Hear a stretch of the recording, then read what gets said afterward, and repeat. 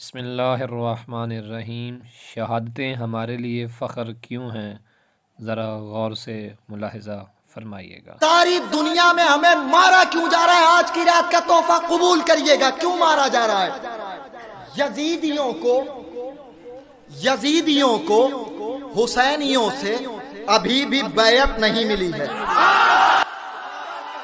अमीन, आप इस बात से अंदाज़ा लगाएं कि जिस कौम के खून में इस तरह का जज्बा शामिल हो, भला उस कौम को कैसे ख़त्म किया जा सकता है। उनके लिए मरना, शहीद हो जाना, वो शहादत मस्जिद में हो, वो जुलूस में हो, वो इमाम बारगाह में हो, ये तो हमारे जज्बों को मज़ीद बुलंद कर देती हैं शहादतें।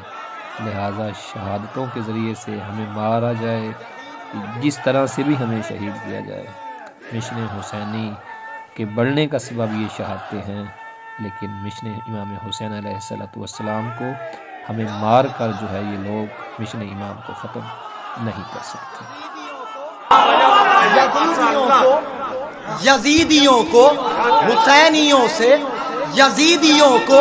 हुसैनियों से अभी भी बैयत नहीं मिली है।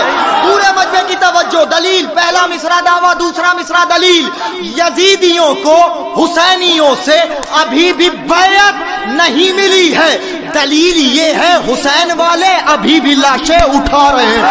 दलील ये है